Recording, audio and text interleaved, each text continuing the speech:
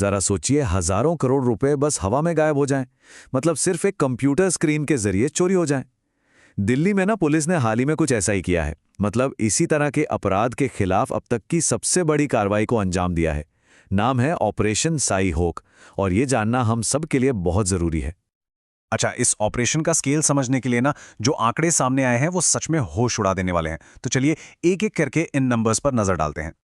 जी हाँ, हम बात कर रहे हैं 1000 करोड़ रुपए से भी ज्यादा की। ये इतनी बड़ी रकम है कि इससे कई बड़े बड़े सरकारी प्रोजेक्ट्स पूरे हो सकते हैं। और ये सारा का सारा पैसा इन अपराधियों की जेब में जा रहा था। और देखिए, ये सिर्फ पैसों की बात नहीं है। 800 से ज्यादा लोग, सोचिए जरा, ये कोई छोटे मोटे चोर नहीं थे, बल्कि साइबर क्रिमिनल्स की एक पूरी की पूरी फौज थी जिसे धर दबोचा गया। इससे अंदाजा लगता है कि यह नेटवर्क कितना बड़ा और ऑर्गेनाइज्ड होगा।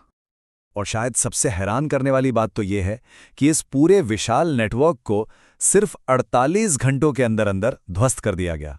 मतलब बिना रुके बिना थके 2 दिन तक लगातार पुलिस की कार्रवाई चलती रही। तो ये जो आंकड़े हैं ना, ये सिर्फ गिनती नहीं है, ये असल में एक कहानी बताते हैं। राजधानी के बीचों बीच चल रहे एक बहुत ही शातिर क्रिमिनल नेटवर्क के पूरी तरह सफाई की कहानी। तो इस सुनियोजित हमले का एक कोड नेम था ऑपरेशन साई होक। पर सवाल ये उठता है कि इतने बड़े पैमाने पर इस ऑपरेशन को प्लान और एग्जीक्यूट आखिर किया कैसे गया। चलिए पता करते हैं।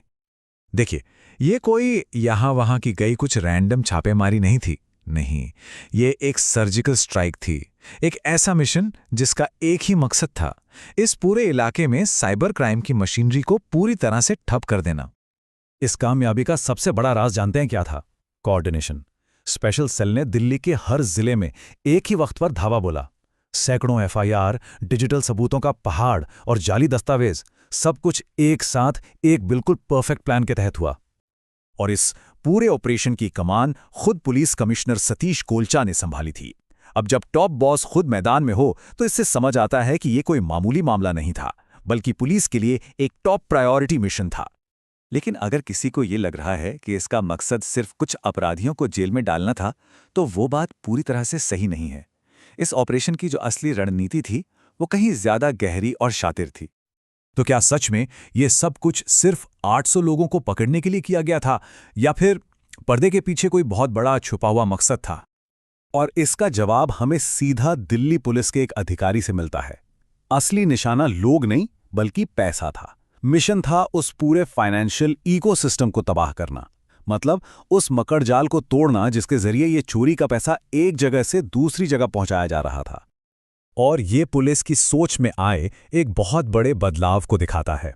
मतलब पेड़ की टहनियां काटने के बजाय पुलिस ने सीधा जड़ पर हमला किया। ये कोई कुछ दिनों की रुकावट नहीं थी, बल्कि इन नेटवर्क्स को लंबे समय तक के लिए अपाहिज बनाने वाला एक जबरदस्त वार था। ठीक है, तो ये ऑपरेशन एक बहुत बड़ी कामयाबी रहा, लेकिन भविष्य के लिए इसका क्या मतलब है? हम सब ऑपरेशन साई होक से क्या सबक सीख सकते हैं? अगर इसे संक्षेप में कहें तो ये ऑपरेशन एक गेम चेंजर है। इसने न सिर्फ फ्रॉड नेटवर्क्स की कमर तोड़ी है, बल्कि इनसे लड़ने का एक नया तरीका भी दिखाया है। सीधा इनकी फंडिंग पर हमला करो। ये एक साफ संदेश देता है कि साइबर क्राइम अब कोई छोटा मोटा मुद्दा नहीं, बल्कि एक राष्ट्रीय सुरक्षा का खतरा बन चुका है। ऑपरेशन साई होक बेशक एक बहुत बड़ी जीत है, लेकिन साइबर सिक्योरिटी के इस चूहे बिल्ली के खेल में अपराधी हमेशा हमले के नए नए तरीके खोजते ही रहते हैं। तो सवाल ये नहीं है कि हमने ये लड़ाई जीत ली है, बल्कि असली सवाल तो ये है कि क्या हम आने वाली जंग के लिए तैयार हैं?